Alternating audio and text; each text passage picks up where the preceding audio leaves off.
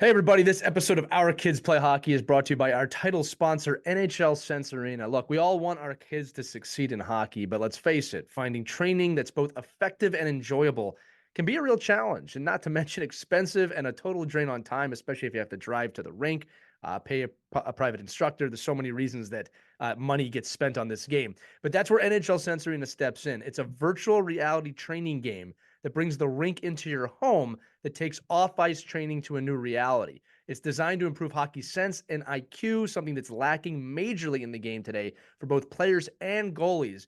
And you get unlimited access to over 100 drills and training plans from top coaches and players that can be played anytime, anywhere, with drills approved by USA Hockey player and goalie development directors.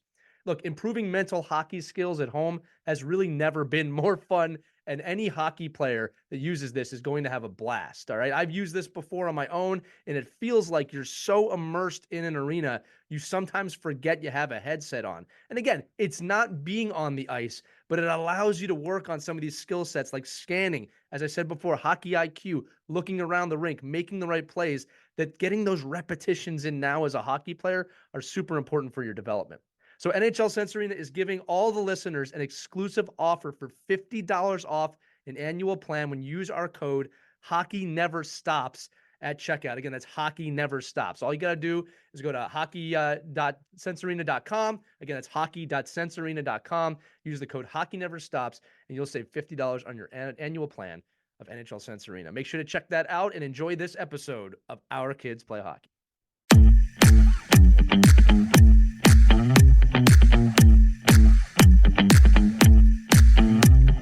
We got a question today that all of you want to know: how to identify talent as a youth hockey player. How do you know if they're talented enough? We answered this one right away in this episode, so make sure you listen. I know it's a topic everybody wants to know. Also, if you haven't done so already, please give us a 5-star review wherever you're listening to this podcast. If you can stop real quick and do that, we really appreciate that. The reviews really help us out. That's part of the algorithm of being a podcaster. Also, if you haven't done so already, check out our Facebook group, Our Kids Play Hockey. It's a private group with a couple yes/no questions. Grows every week. It's a very positive environment for youth hockey parents and players and coaches that really just want to expand their ability to coach and love this game together. So without further ado, let's dive into the episode that's answering this question: how do you identify talent early on Our Kids Play Hockey? Hello, hockey friends and families around the world, and welcome to another edition of Our Kids Play Hockey. I'm Lee Elias, and I'm joined by my best friend in the world, Mike Bonelli. Christy Casciano Burns is on assignment. Mike, I'm never going to get old saying that. I love saying that. Today's topic is going to be a popular one. It's how to identify talent at a young age. You have a 8-year-old and you want to know, how do I know if this kid's good enough to make the NHL, the National Hockey League? Today, we are going to give you the answer on how you can identify that talent at a young age. Are you ready for the answer out there listening? Those of you watching, are you ready? Mike has the answer. Mike, answer the question: how do you identify talent at a young age? You can't. Sorry. And that's the end of the episode. No. Thank you. Have a great day. Just eliminated every scout's job in the world under the age of 10.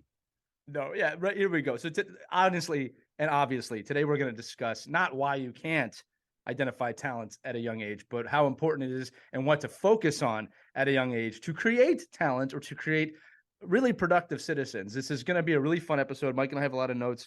We're going to go by why you can't identify talent at a young age, at least not to the level we're talking about in the open here. Really, a big part of this episode is going to be why it's important not to compare your kids to other kids. And not just from the parenting standpoint. We're also going to talk about how you never know who's going to turn into a professional athlete. We have some fun examples with that.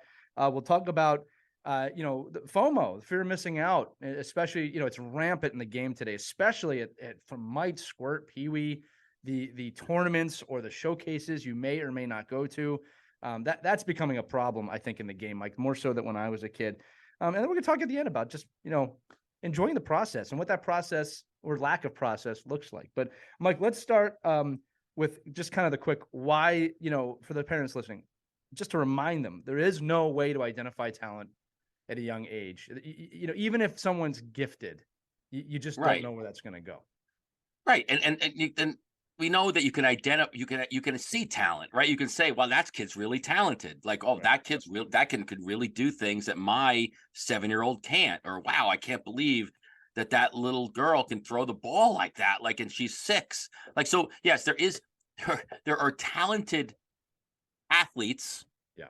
kids in the age group. There's no doubt about that. And you can identify that, right? Everybody can say, oh, those are the best 8-year-olds today. You see that. Like, that's why it's so easy to do tryouts, right? For kids. Because you go, oh, those are the best 8-year-olds. There they are. And then, but it's the eye is, and I guess the goal would be, well, the real secret would be, can you identify the kids that aren't standing out at you? And can you have a crystal ball and know, like, wow, there, that kid has some attributes that can maybe turn into some type of a positive athletic experience. And then there are some kids that look great, right? And you can say, well, can you determine what that kid's not going to progress over the next 10, 15 years? That is, that's really the science, right? Is how can you find those things out, and can you identify them? And I think 98% of talent evaluators would say you can't, because it's just too early in a child's development to understood, to see that. Yeah, look, I'll say a few things on this too. You're bringing up just physical talent. It is just one piece of a large puzzle to making it to the next level. There are, I think it would boggle people's mind if they knew how many. Let's just use hockey, NHL caliber talented players there are out there that don't make the NHL, because talent is just part of it. Or if they do make the NHL, Mike, they're there for a very short amount of time, because there's a lot of other things you have to nurture and develop, like what type of person they're going to be, accountability, character, community service, the ability to communicate. Like, these are all aspects of a human that make you proficient at something professionally. Doesn't even have to be the NHL. The other thing you brought up that I thought was interesting here is, I think if we said, okay, we're going to have a big group of kids and we're just going to pick the most accountable kids and the kids that communicate the best, the things I was just saying, against talents, people go, well, that would never work. Well, there's plenty of examples of this working. Now, if everyone has comparable talent, and what I mean by that is that it's not about the best player or the worst player, it's they all belong in a similar room together. That's, if you understand what I'm saying, right? There's comparable talent at a tryout.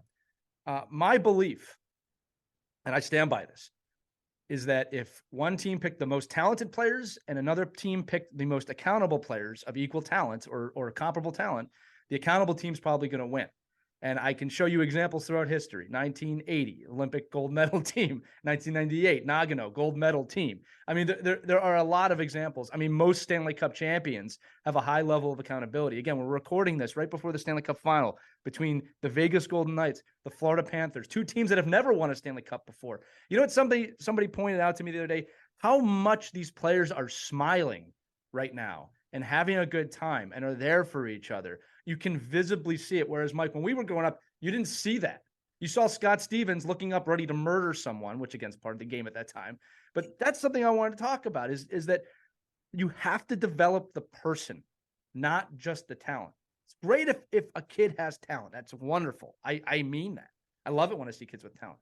But if that kid's an asshole, all right, they're not going to go far, right? So, Mike, go ahead, jump on that.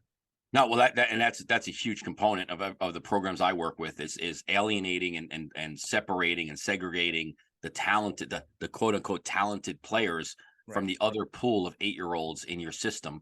And what happens is those kids become, and again, listen, there are plenty of people that will say, well, we like this, right? But those kids become cockier, they become more arrogant, they become more entitled, they become more like, well, I am the best player because I was able to go to, we joke around all the time. You see on social media, like the CCM world invite, and, and they get the, and you didn't get selected for that. You paid for it. And your parents were able to take those 5 days off of work and go do it. Now, again, I'm not taking anything away from the fact that the kids have talent. Like, they actually look like little pro hockey players. I get all that. But like to your point earlier, when all of these players get to a place where it really means something, everyone's going to have talent. They're all going to be good. And then what separates you then?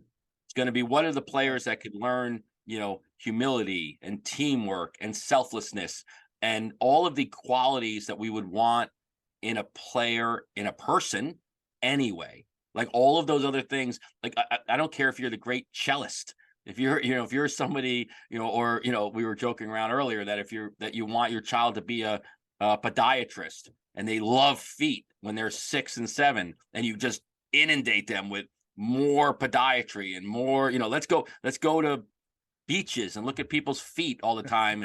And why don't you diagnose the foot? Like, and you do all of this, but the kid's in a capsule. Like they're not associating with anybody else outside of their own little world of telling them how great they are. Eventually that is going to catch up with the majority. Like I said, I get it. That's nobody that listens to this. I understand it's not your kid, but it's somebody's kid. And somebody, that is, in my opinion, and you've been around too, a lot, thousands and thousands of kids. I've been around thousands of athletes that, they miss that somewhere between 6 and 15, and they can't recover from it. Right. And then the kid that has all the same talent, but that has all those great other locker room attributes and hallway attributes and teammate attributes and outside interests, those are the kids that eventually have the most success, whether it's hockey or not. Yeah, I think it's important to remember. And, look, I'll say this. It's easy to get lost in the game as a parent of focusing about the next level, right? But I always try and keep close to my mind and my heart that the next level is life. It is not whatever league they play on, even if that is the NHL. All right. I've said it before, and I'll say it every episode if I need to. I will never tell a kid ever that if their dream is to make the NHL, not to shoot for the stars. It is their right to do that. It's one of the best parts of living here. All right. They have every right to dream. But as a parent, my job is to help them understand how to accomplish a goal or accomplish a dream, or more importantly, maybe that you might not accomplish that dream, but you should strive for it because failure is a great teacher. Now, with that said, we're going to kind of merge into the comparing kids to other kids. So I'm going to start from the very top. We look at those 0.1 percenters, the Connor McDavids, the Sidney Crosbys. We'll say Matthew Tkachuk now. All right. Keep going on there, right? The Nathan McKinnons. Really, really good hockey players and also really, really good people from everything we see. Every once in a while, Sidney Crosby's story will come out about how he paid for dinner or he took care of a kid or he went out of his way to deliver season tickets. These are quality people that happen to be the greatest hockey players in the world. And I will probably never compare my kid to them because it's not a fair comparison to anybody. I don't need my kid to be Henrik Lundqvist, Sidney Crosby, or whoever it is. I need him to be him, and I need my daughter to be her. So I try not to compare in the sense of, hey, did you see what that person did? Or did you see what that guy did? It's all about how you word it. I'd rather have a discussion. Hey, Sidney Crosby did this great thing. What do you think about that? Tell me about that behavior. What do you think that meant to the person that he did that for? Now we're having a discussion. Now it's becoming learned behavior. A lot of times, Mike, at the youth level, I see, and I don't think there's any malice with it, but I've seen parents say, hey, did you see how your teammate skated to the net and did this thing? Right? It's about teaching, right? I don't know if that's a teaching moment for a kid. I think that's a fearful moment for a lot of kids of like, well, I can't do that. So as a parent, I think you want to think about how you compare your kid to other kids and how you use situational based learning to explain something. There's nothing wrong, Mike. Again, I want to hear your thoughts on this with saying, oh, that player did this really great move. It's how you say it. Hey, would you like to learn how to do that move? Maybe you can ask your teammate to help you, or maybe we can work on that because I know you're a great learner and I know you want to get better at the game. There's a way to do this without putting immense pressure on your kids not to fail, which again is really the enemy. Okay. You do not want your kids to fear failure. You do not want that. It is the greatest teacher. You need to embrace failure. Don't get me wrong. Failure sucks. Doesn't feel great. I'm not saying you need to jump up and down like when you fail, like I failed, but you do need to learn how to learn, right? I think we take that from our kids a lot and we put them in positions of fear when we compare them to other kids and other things too. Mike, I'm tossing the puck back to you. Yeah, no, well, and again, I agree. I mean, you're not, but I think that's where I try to avoid as much as I can. There is, listen, there's a lot of like, okay, we'll use it to Trevor Zegras, for example, right? everybody like, oh my God, look at Trevor Zegras. He does the Zegras, right? He's doing the Right. Michigan.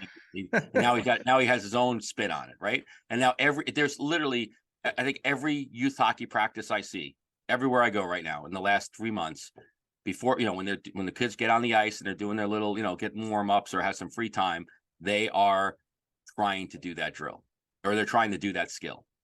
Everyone. And then, somebody, oh, if you really want to do that, do it this way, or look how this person did it. So there's certainly, if a player likes another player, Hmm.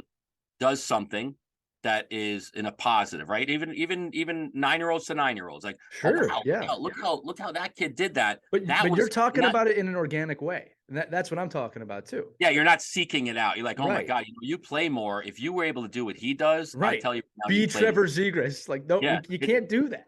Yeah, it's more like, oh wow, you're really good at that skill. If you tried it Right. this way, watch how he does it. Look where his arms are. Look where his legs are. Look where his arms extend. Like, look where the blade is. Like, all that kind of stuff goes into, just your ability to find your own exploration of that skill. And I think, taking that opportunity for your kids is more like, let them find it rather than Right. go copy that. Now, how do we teach that? Now, this is like the learning lesson for me. Like as a parent, how do you cultivate that? Right. And again, there's no perfect parents. We're just two guys today talking about this, but it's creativity and exploring creativity and encouraging your kids to be creative. So when they see Trevor Zegras do the Michigan, he is the best at that by far. He's just so smooth. It's like butter. It's unbelievable. Even I'm a fan. All right. I want my kid to see that and not go, I can't do that. I want my Mm. kid to see that and go, wow, I'd love to figure that one out. Right. It's fun. Like there's the rub, right? As a parent, how do you cultivate that? And I have seen parents, Mike, and this one sucks, but I've seen parents turn to their kids and go like, you'll never do that. Like, it's like, what are you doing? I've Yeah. seen that. You can't do that. Don't tell your kid that. Just, maybe would you like to do that? Like maybe we can learn how to do that. Mike, when I was 12 years old, the coolest, newest thing in the league, and this is back at the time you could hold a guy's jersey from blue line to blue line. The coolest thing in the world was a guy could put the puck between his legs and shoot, which is All ancient right. history now. We'll just say 20 years later. It's more than that. You know, that was an amazing thing. We all tried it. We all got better at it. And now it's becoming a common play, right? In fact, when guys do it in the NHL, Mike, it's not, I mean, it's amazing still, but it's just kind of like, oh yeah, he put it between his legs. You know, there's a natural evolution Yeah. here, right? So I think encouraging creativity, encouraging your kids to seek out that behavior, or not pressing them if they don't, especially at 8, 9 years old, right? They might not be there yet. Yeah, and I think in the context of, letting your kids be their own child and letting the player be their own player, is that if they explore that and want to find it, it's different than you asking them to do that so they could do what the other high scoring player does. Like, Right. it's no different than to say, hey, the leading goal scorer on a team can do this, this, and this. You should be able to do this, this, and this. And it's as opposed to saying, hey, you know what you're really good at? You're really good at this, this, and this. Right. Let's keep working on that. And if you really want to have some, why don't you be the best at that skill, and then let somebody else be the best at another skill. Every player doesn't have to be the same player, and hopefully they're not the same player. You know what I said when I was coaching older kids, because when you get towards junior hockey, college hockey, pro hockey, you do have goal scorers. You have players that are there for that. And I know in the mental training, I'll have players come in and I'll say like, man, I just want to be like that. I just want to be able to score like that. And I'm sitting there kind of knowing like, me personally, I don't say this, like that player's not going to get there. So you know what I say? I said, you know what great goal scorers need? Great passers. You know what Yeah, great goal scorers need? Guys that can get the puck in the zone. And then through these discussions and this kind of exploration, they'll naturally say to me, I can do that. Right. And I always say, I seem to say this from Mike all the way to semi-pro, is how much is what's worth more, a goal or an assist? well, Worth the you're same. hearing it now. You're hearing it now in the NHL playoffs, and you hear, I mean, all these play-by-play guys and color commentators will talk about, there's certain players when you look at and you see, like, let's just use defensemen as an example. You Right. see all these defensemen, and everybody at the youth level is trying to create a Cale Makar and an Adam Fox. But Right. when you look at right now, go look at the Stanley Cup Finals and look at the NCAA Finals and look at the players that have to be in championship situations. There is a need for meat and potato defensemen. I mean, Right. there's a need for guys that don't spin off everyone, go down the end boards, do a couple of 10 and 2s, Right. and put the puck top shelf. There are guys that have to move the puck up the ice, Right. get the puck out from front of the net, and not wrap the puck around aimlessly. So there's all kind, and I think you go right back to being 8 years old.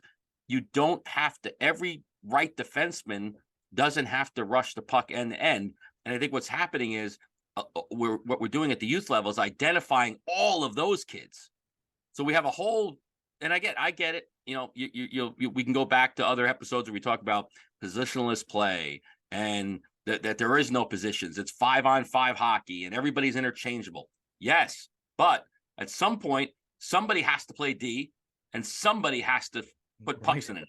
Right. And there are the ebbs and flows of all that. And I don't think we need to identify those kids at 8 years old and say, no, all of our defensemen, let's say we're keeping 6 defensemen, all defensive players are going to have to be positive, offensive, rushing defensemen. And then say, no, you meat and potato guy, we don't want You're basic. yeah, you're so basic that we're going to cut you from the team, and Right. you're never going to enhance any other skill. So I don't know. When I look at an 8-year-old or a 9-year-old, 10-year-old, 15-year-old, identify the skills that they're really good at, and then concentrate on enhancing those skills rather than trying to make them catch up to something they're probably not. It might not even be in their DNA to do. You know, it's funny, Mike, you're bringing up actually another topic here for this episode that I didn't think about, which is just the natural evolution of the game. Something to think about as a parent. If your kid is, 5 to 10 right now, you don't know where the game's going to be in 10 years when they're graduating. All right. And the game evolves quick. And I'll give you an example. If you look at any rebuilding team in the NHL right now, I happen to follow one. They're starting defense first now. Right. For a long time, there was about getting goal scores. Now it's like, no, like we need to get D, and they're building from the back end. And I'm not just talking about the team that I happen to follow. Right. And this is a reaction, an evolutionary reaction to the Connor McDavids, to the Cale Makars, to the Nate McKinnons, that now they're going to shore up the back end. I'm sure goaltending will shore up too. The game evolves heavily. Again, you do not have to go back far. You can go back 20 years to the Neanderthal era, which we called it, where guys were all 6'5", 220, could throw hands anytime, and they were freight trains down the ice. And that was the best players in the league, right? And then you go back 30, 40 years, it's a totally different game. So again, obviously there's natural skill sets in hockey, skating, shooting, passing, hitting at the older levels, right? But you have to be adaptable. And especially at a young age, I think that's the best time to teach adaptation in the game. There's a reason in Might, every kid is supposed to play every position, including goaltender, right? And when a kid starts to push back, Mike, and starts going, I don't want to play defense today, or I don't want to play offense today, that's a good sign. It means they're starting to figure out where they feel like they fit, right? Like I watched my son go through this. He just suddenly wanted to be in net all the time. Yeah. Wow. Right. But my point is, you still, I tell them, you still have to play out. You still have to learn the game. That cohesiveness teaches you what type of player you're going to be. It teaches you how to do better. So again, kind of on the comparison note, if you're going to, I don't want to say compare, but if you're going to give references to other players, don't just do the Wayne Gretzky. Don't just do the Cale Makar. Don't do the Connor McDavid. Do all of them. Look at the third and fourth line in the NHL. Right? These guys are really important players, right? They don't score 50 goals a year. But yet they're the best players in the world. Like if you took them if you took them and put them in an adult league game, you're like, this might be the best player in the world. Like this guy's the best player I've ever played with. And I'm like, but they even at that level, right? Or especially at that level, they found roles. They found ways to say, listen, even earlier in my career, I was this. I've evolved to this, and now so I can continue to get paid and play, I'm going to become this. And I think this is where, we need to see that at, when parents have to just, and you use the word a lot, and I think it fits here well, is that process of becoming a player changes from year to year, from team to team, from responsibility to responsibility. And as you get older, the process is more determined by how you fit into a certain system that's already in place, Right. rather than the system changing for you. Right. Well, and we've seen that happen to players and then fail miserably. Again, going back to the top level, you've seen players get traded and go from being 30, 40 goal scorers to nothing. All right. And And again, vice sometimes versa. it's yes, absolutely. Sometimes it's coaching. Sometimes it's player adaptability. Sometimes it's both. Look, we're seeing this real time right now in the NHL with the Florida Panthers, right? Going to the Cup final. Arguably, I'm going to keep transitioning here. Arguably, right now at this moment when we're recording this, Matthew Tkachuk is the hottest player in the league, right? I don't think anybody would disagree with me. I'll give you the date. It's 2023, and it's May 30th. All right, so we're right before the Cup final. He's the hottest player in the league. I wanted to bring this up because one of the topics we want to discuss here is that you never know. You just never know who's going to become great. Now, you could look at Matt Tkachuk and say, yeah, his dad's Keith Tkachuk. He was an NHL All-Star. This makes a lot of sense. Have you ever seen a picture of Matthew Tkachuk in high school? He is a pudgy kind of kid with, a fro, and you would just never think this kid's a hockey player, right? And I love it when people share these pictures of all these professional athletes. It's not just in hockey, that they don't look like an athlete when they're 14 and their body's going through all these changes. It's just, we talk about this on the show all the time. You just don't know how puberty is going to affect your kid. Again, my first year at Pee Wee, I was 5 inches taller than everyone. Everyone. It was great. I thought I was going to be tall forever. By my first year at Bantam, I was not even close to being the tallest kid on the team anymore.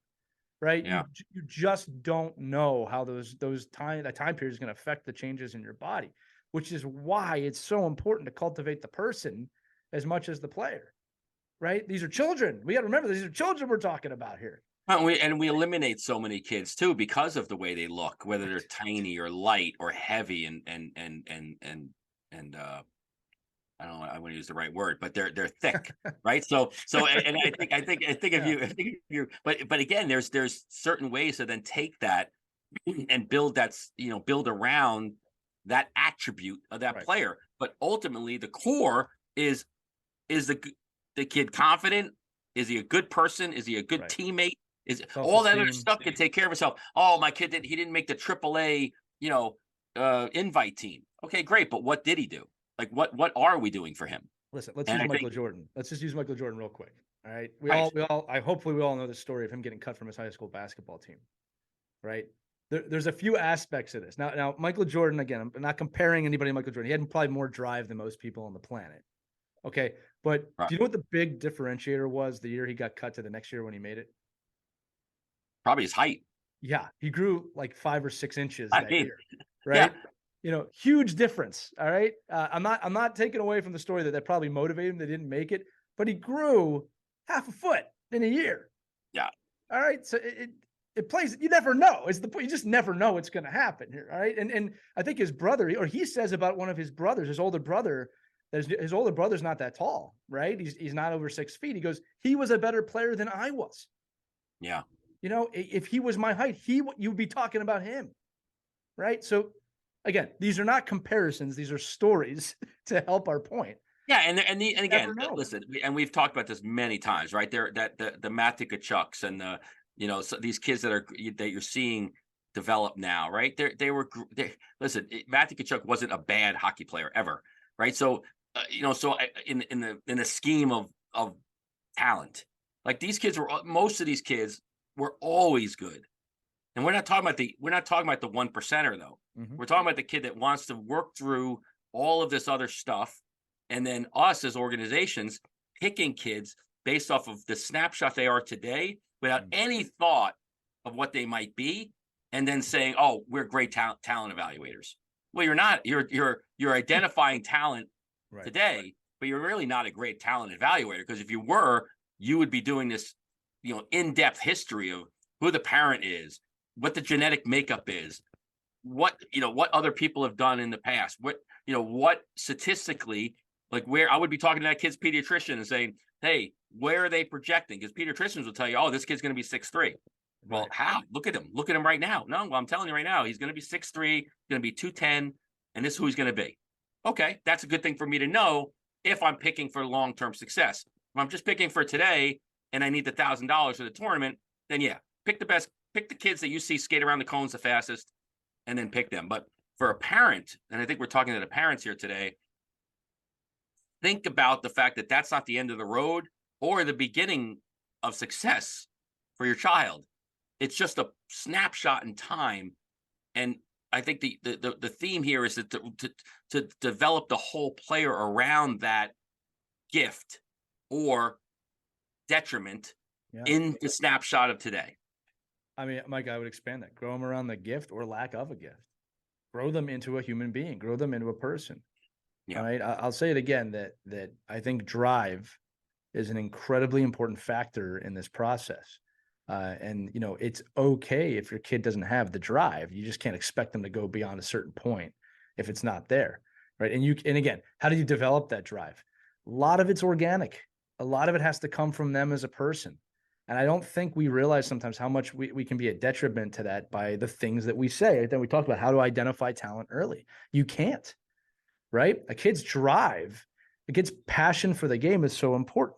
We're going to get into that in a minute. But before we do, I want to talk about this next one on here for the parents. And again, if you're listening to this show, we know you're doing a great job.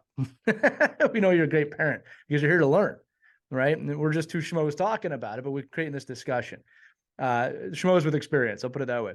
The next thing I have on my list here is this FOMO, fear of missing out, for those of you who don't know. And this is an important one because, look, there's a lot of the cash cow game in hockey right now. That if you don't go to this tournament or you don't go to this team, that it's going to derail your development.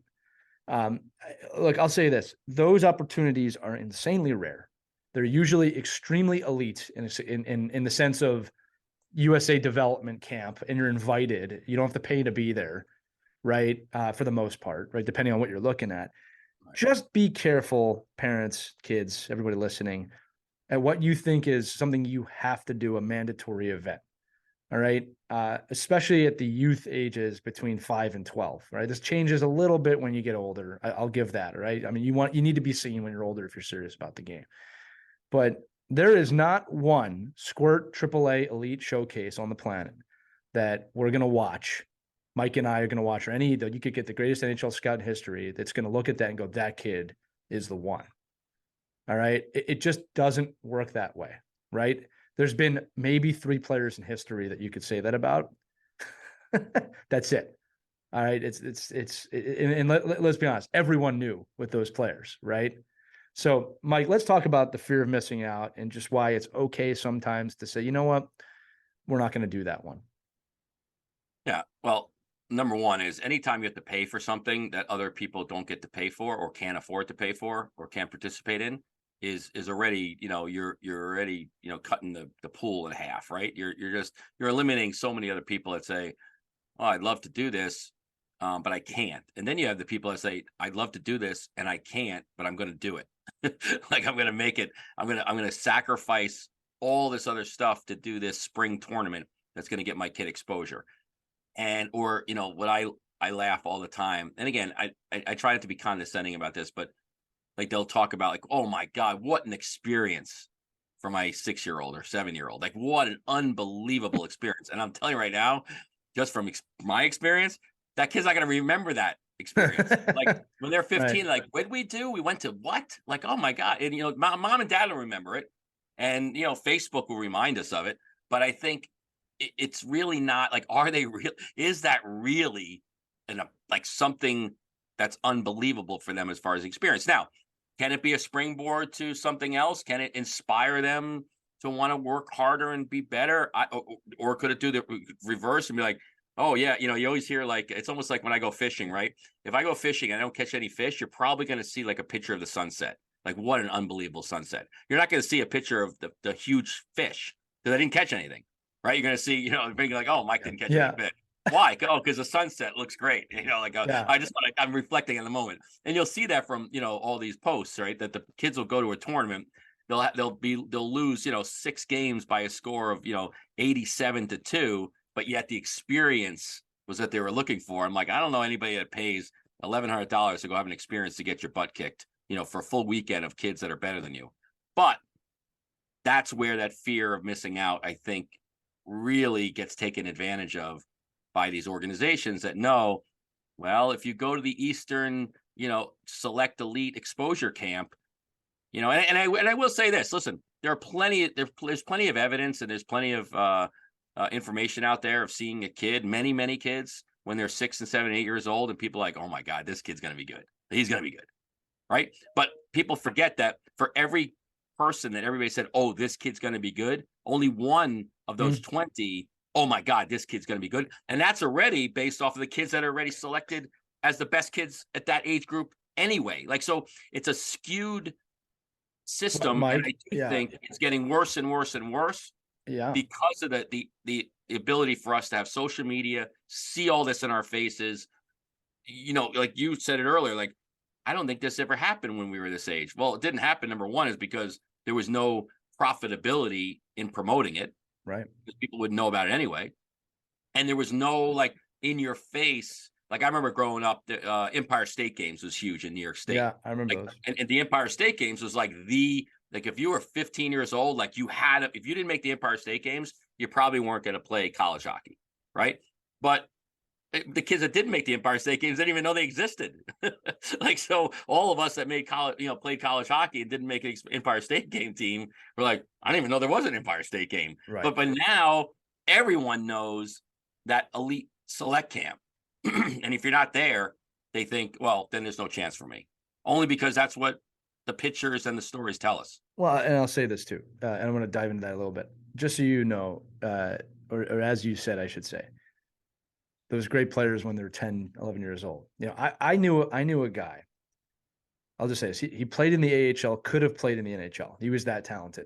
All right. He's probably the most talented player I've ever skated with. And I've skated with some talented players. Yeah. He never made it. And he stopped playing at like 21. He was so burnt out from people telling him he had to be a hockey player. And he just didn't want to be that anymore. There's too much pressure on him. I remember he had the hardest shot I have ever seen in my life. I watched this man concuss a goalie with a shot. I'm not exaggerating this. This guy could have played, and he was so burnt he couldn't do it. Yeah. Pressure from his parents, pressure from his family, pressure from, I remember, his girlfriend about having to make it. Right? These are the things you don't see. Right? And it makes me wonder. I didn't know him when he was 12. He was good, but it makes me wonder, what were people saying to him at 12 years old? Right? Man, that kid's going to make it. He's definitely going to make it. Right? He's got to make it. He's got to make it. Well, if you're going to make it, I bet you nobody ever asked, do you want to play in the NHL? Yeah. Right? I bet you nobody ever asked him that. All right? It might be applied. You might think, oh, of course he does. Well, you just don't know. What was that? Was it Ricky Williams, the NFL player? Right? The greatest running back in history, and he just, burned out.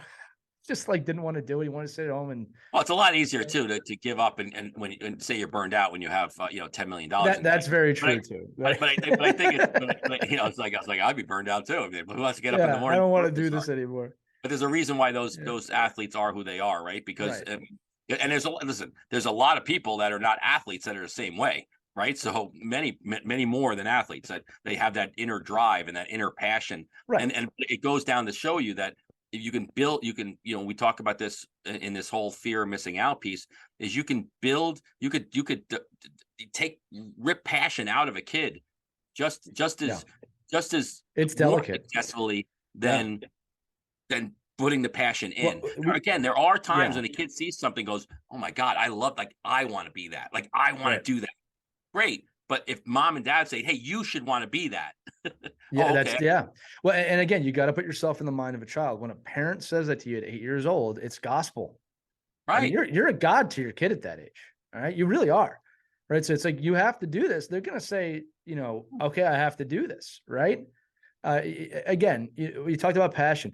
Passion's delicate at that. I mean, it's really more delicate than you think. Right. Now, a kid who has it and wants it, at some point that's going to take over, right? It doesn't matter what you say, but it's a delicate thing. And you can really say things accidentally or on purpose to really derail that, Mike, as you said. So I think it's just about being conscious to that and to help them develop the passion and, not letting your own anxieties as a parent, go on top of the kid, right? You just got to let it evolve, and again, the next thing I have on the list here is just a reminder to enjoy the process or the lack of a process. That's the way we wrote it, right? There is no real process. The process is just developing the person. Look, if the talent's there, That's actually the easiest thing to develop. Now I'm thinking about it. Talent's the easiest thing to develop if you have it. Right? If you don't have it, it's not as easy, but it can be done. There's nothing more that I hated. There's nothing that I hated more than watching a really talented player that didn't have the same drive and passion as I did. It sucks. Because I wasn't talented. I was Right. like, damn. I said, They don't why know. aren't you like, don't you want this? Like, I don't know. I mean, I'm good, man. Like, don't you Right. want it? Like, I don't understand. Like, how are you not just taking this talent and doing something with it? Like, I am Right. doing something with it. I love playing guitar and I'm I love hanging out by the fire. And I go, well, that's weird, but that's what their passion was. And I think Right. that's what I find myself all the time with my own kids, even like, don't you want to do that? Like, whatever it is. They're like, no. I'm like, really? It looks like so much fun. I don't think it's fun. I go, well, it should be. Right. It's fun for me to watch you do it. So I think it's like, I think it's one of those things where, it's that, is there have to be a process? Like I deal with mostly right now in my working life, dealing mostly recreational, up and coming parents and players, people that are new to the game, new to the sport, new to competition, new to the fear of what hockey could be, Mm-hmm. and what the horror stories they hear about it, and the fact that I would say most of them, if not all of them, I talk to have no preconceived, path for their kid. They literally are in the moment. They're in like their inner self is like, I'm just here on Saturday morning to see my kid wanted to come play hockey, Mike. There's Right. no end game for me here. It's that the end game is, I hope they have fun when they get off the ice and they're smiling. Like, so I think it's so refreshing to see some of these parents, because I think there's more people out there than the crazy people we deal with all the Well, time. I was going to say We're part of the crazy people. some of the best. I shouldn't say best. Some of the most relaxed hockey parents are the ones who didn't play hockey. They're like, I don't even know Like what the their kid's kid doing picked it out up there. for the It's first it's time. Yeah. it's Yeah. amazing to me that they can skate. Right, right. And again, look, you're either on either side of that aisle. I remember I learned this myself when my daughter started playing soccer, a sport I know very little about, and I was so relaxed watching her play soccer and as a young little girl, just because I didn't know anything. I was like, she's having fun. And then Yeah. I remember having this thought of like, man, why am I not like this at my son's hockey practices? Now they're both playing hockey and I'm pretty relaxed. I'm pretty happy just letting them do what they do at this age. Again, 9 and 6 for context. But again, look, I'm very focused on helping my son and daughter develop their passions. Doesn't just have to be hockey. When I see my son or my daughter get passionate about something, even if it's dumb to me, right? I gotta read it. Like, even if it's something like I don't find any interest, like Mike, you just have no interest in this. I want to cultivate that they like it. And that if you work hard at whatever it is that you're doing, you can be great at it. Excuse me. I fully expect them to lose interest in some of these things, right? But I'm cultivating hey, if you like that, work hard at it. Because if you work hard at it, you'll get better at it. They'll learn to apply that to whatever they want to apply it to as they get older, right? You can't force your kid to do these things. You cannot. Wayne Gretzky said this. You cannot force your kid to practice beyond a certain point because it comes detrimental. All right. They have to want to do it. They have to want it. If your kid is going to be great or good enough, I'll put it that way, they need to be showing you and their coaches signs of, I want this. And I'm going to wake up early and work out. I'm going to take 500 shots in the garage after school. I'm going to focus on this because I love it. You can't force that into a kid. In fact, forcing it will have the complete opposite effect. Now, again, you have to parent your kid. All right. You got to discipline your kids. I'm not saying you just let it go for a free for all. You got to create structure for your kid, but they have to develop this on their own organically. Yeah. And listen, I'm no child expert. So I think for me, it's more, throw it all out there. If you find passion in it, I'll support that. Yeah. Whatever it is, right? Within reason. Yeah. Whatever it is, I mean, honestly, unless it's, getting high or something or real passionate about opening up a bottle of vodka at 7:00 in the morning, be passionate about it. I mean, but to me, it's just like, hey, you really like this. You like theater. You like drama. Listen, some of the best hockey players I've had, growing, as a coach, have always been like top in the debate team, top in the theater department, top in music class. Like they've always had, And they're, again, I coached, mostly high school hockey. The kids are good hockey players, but they weren't going to be pro hockey players. They had no aspirations to do that or the talent, but they did have the passion. And the same passion came about of them trying other things and doing things that I, you know, wouldn't have said, oh, wow, this person really, I can't wait to go watch this person. But then when you go see them and you see the passion they have Mm. in whether they're the lead in the school play or they're passionate about kung fu or taekwondo or some other or archery or whatever they were, other things outside of the little bubble we're in when we're coaching hockey. Right. I think that's where parents can really put their foot down and say, listen, my son, daughter have all these different passions and I want to get them to experience all that. So yes, I'm gonna have to forego the three tournaments in Right. June because they do have other passions. And let them explore that. If they're no good at it, fine. But if they don't get the chance to explore it, then you're doing everybody a disservice because all the work that I'm doing to try to develop that 7 and 8 and 9 year old is all for naught if the kid's not Right. playing at 15. Like it doesn't even matter anymore, right? So what's the point? It's an interesting point that you're making, Mike. Again, I just want to stay on passion for one more second. I still get off the ice today, and I remember thinking, I just still love this so much. I mean, I really mean that. I love it so much every time I get to skate or be on the ice. Now, I knew that when I was younger, and I'm very blessed that I'm a professional in the game, right? Right. Because my passion brought me there. I never played in the NHL. What I'm saying is that passion can bring your kid to lots of different places, right? In the game, outside the game, anything in between. Develop that. If you really want ROI on your hockey experience, I mean, you can apply this to all sports. Teach them how to develop passion and work towards that passion, whether it's in hockey or not. That will pay off later on. I remember, Mike, again, after college, so many of my friends just trailing off their dreams. And there's a lot of different reasons for that. Sometimes it's financial, right? Sometimes it's economical. All right. The ones that loved it came back. Right. But my point is that I look back now and I realize they just didn't have that self-esteem to kind of continue to chase it. Right. And I'm going to say this again. There are a lot of factors. If you got to put food on the table, you got to put food on the table. All right. I'm not denying anyone that works hard for a living to provide for their family, provide for their parents or anything like that. All right. But passion, even for that, is something that can be cultivated. All right. I wrote down here, I wanted to give this this thing. I wrote again, 5 to 12 years old, develop passion. 12 to 18-year-olds, reassess. That's all I wrote. Is just reassess where your kid's at. They want to do it. But I wrote this down. I talked about, equating this to your job. Right. Now, what's funny about youth anything as a parent is, and I don't know how conscious we all are to this. We tend to default to our own parenting, like how we were parented. And it could be, I love how I was parented. I'm going to do it that way. Or I screw my parents. I'm going to do it the opposite way. But we default back to that when we raise our kids. It's completely natural. It's absolutely the way things run. But think about your job, right? And think about your jobs and think about your bosses, right? We've all had a great boss. We've all had a horrible boss. Hopefully some of you have had a great boss, right? Think about the way they got you to be passionate about your work, which you may or may not have cared about, right? The jobs you hated or the jobs you hate, if you're in one of those right now, it's probably not the work. It's probably the people you're around.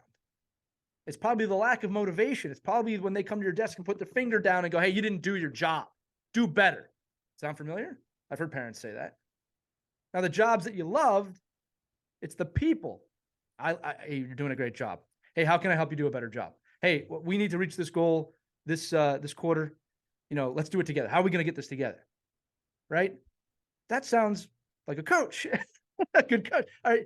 We default. We're talking about consciousness a little bit here. You got to be conscious to, oh, wow, I'm doing that because my mom or dad did or didn't do that for me. Right? It's all we know. We're raised that way. Right? You default back to it. But again, just think about where you work for a minute, whether you're passionate about that work or not, or think about jobs you have now and in the past. What made it great? What got you motivated to go to work every day? I refuse to believe the answer is always no, nothing gets me motivated because it might just be getting money to put something on the table. Right. But how you're inspired at work, you personally think about that. Are you doing that with your kids? Now you could say it's not a job. It's no, it's not. But I'm just talking about basic motivational practices of getting you inspired to wake up and be part of a team every day. It's important. So I did a little exercise there, right? To teach drive, accountability. Accountability is sorely lacking in the game today, unfortunately. All right, we've had episodes about that, Mike. We talked about the car ride home, which you probably should not coach your kids at all. But if you're having that conversation, are you pointing fingers at the coach, the other team, your teammates? If this kid passed to you, you would have got a goal. Yeah. Or are you teaching accountability? Well, you didn't get that puck too much today. What are we going to do to work on that? It's very important we teach our kids accountability right now. Yeah, and you see it in all Yeah. walks of life, right? So I think it's a matter of, and use sport. We've talked about this a million times. It's just, and I really live this, right? That you try to use sport as the vehicle to teach all these other things, and if they happen to be, they can extend their time in that sport or sports or around kids, around good people. Great. I mean, that's better for me. I mean, it's definitely self-serving to get my kids on team sports or any sport that enables them to create environments where they're being they're getting healthy, they're being active, they're using their brain, they're using their passion, they're learning how to find ways to deal with stress and deal with the highs and the lows of the game. And I think that's where we aim to be. And again, if your process is, well, I'm gonna develop a Division 1/pro athlete, and that's going to be my singular focus, then great, go at it. I mean, listen, if that's who you are and you can do it, more power to you. You can That afford to person be all hasn't these reached this things. point of the episode yet, Mike. They stopped listening a while back. Yeah. They're like, guys full of Right. what they say. But I think it's more of like, it's to me, it's like to put yourself.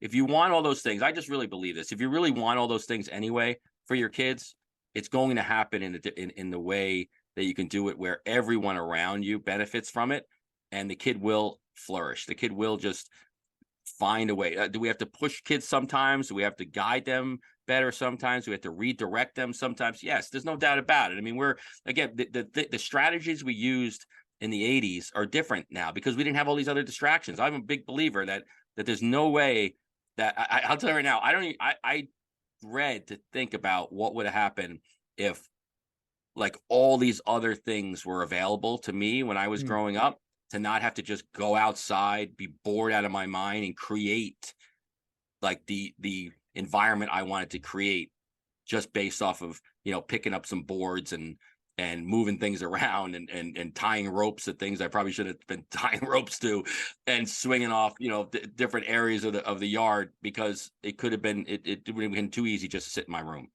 And so it's a harder thing, but we also have to remember too, now we just have to control that and understand that just because it's the same thing, right? When I was growing up, if the neighbor had the best jungle gym in the world, I don't know if my parents would have went. I'm like, oh my god, we got to go about and buy the best jungle gym in the world. Right. I No, mean, it would have like, been go down to that kid's house. go to that kid's house, wow, you could create your own jungle gym. Why don't you create Right. your own environment that you want to create? Oh, Well, okay, let me this try is like that. that this is the Gen X kind of feral upbringing that so many people had, of go outside and figure it out. Right. And now we're in a position where there's so much information, there's so much to see, that I think some of that creativity might be getting lost in the process.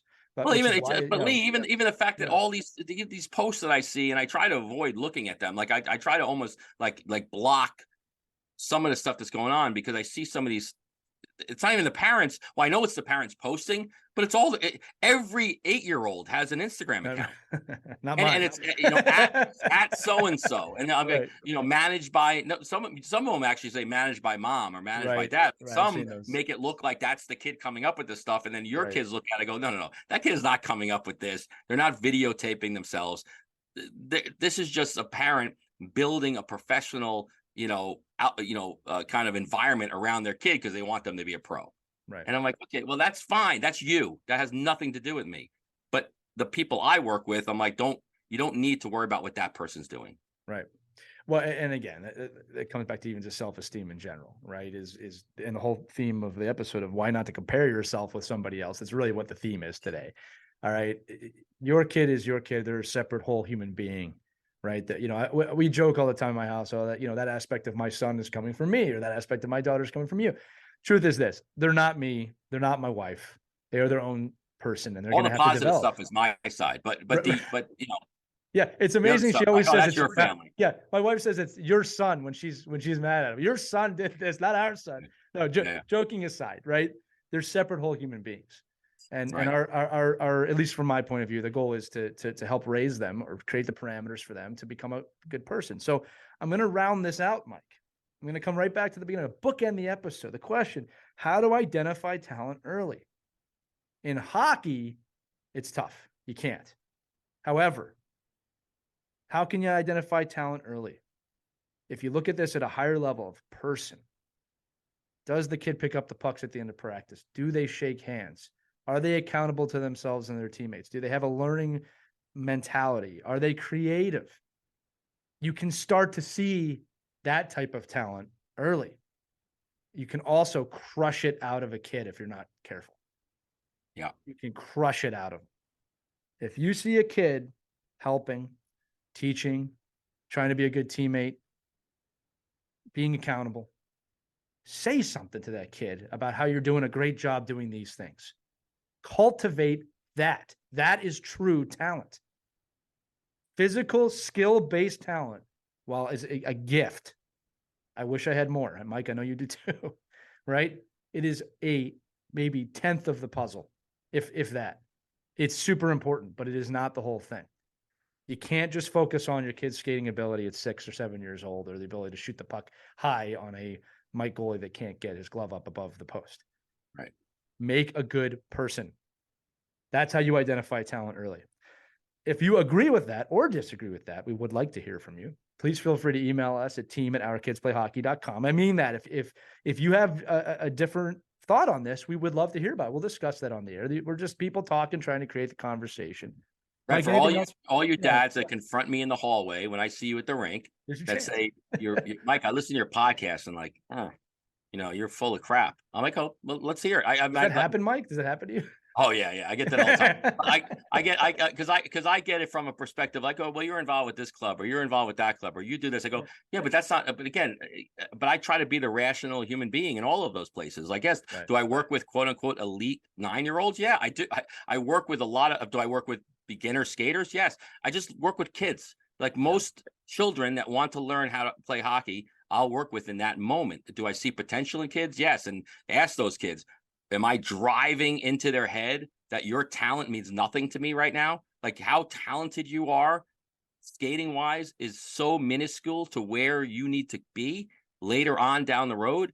And that if I see you, go out into the parking lot at 9 and you drop your bag at the bottom of the stairs, say, hey, mom, can you throw my bag in the back of the car? And where is my, where's my Powerade? Hey, where's my BioSteel? Like, I'm like, that to me would not cut you, but would give me, a chance to say, now that's where I'm gonna watch. Right. Yes, everybody can see that kid. That's how you identify talent.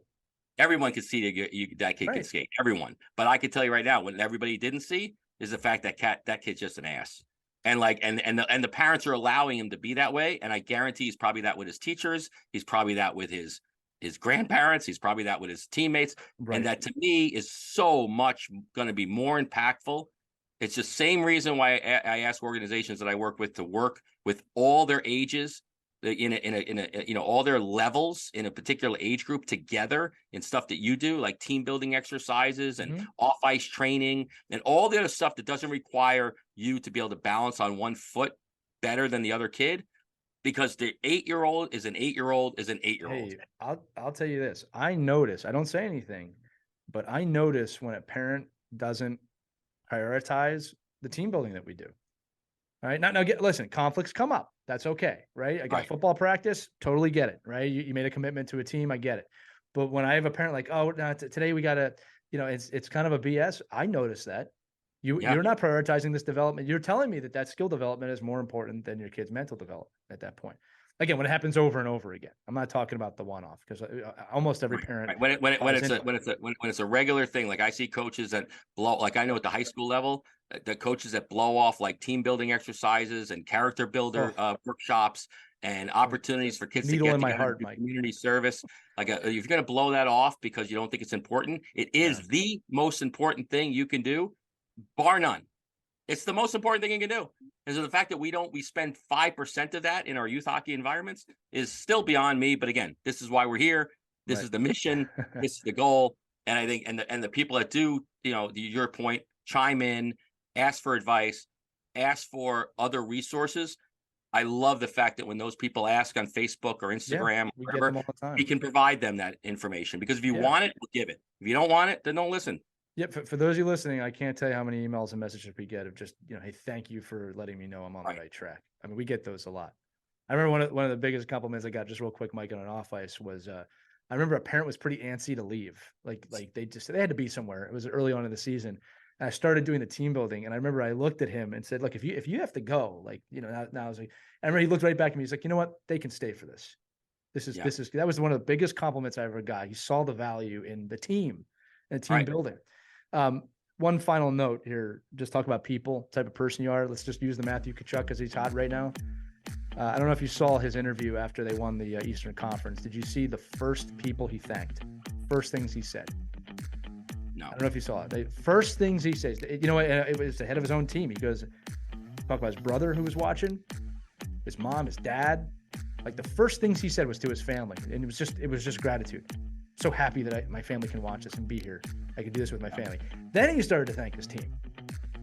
Right? And then Sergei Bobrovsky, who's been fantastic, the goaltender. He knows where he's grounded. Yeah. He's grounded, right? So that was cultivated by his father. You can say all you want. His dad was an NHL player and all-star. He didn't have to do any of that. It was cultivated. He's a good person. At least it seems that way on the TV. All right? Yeah.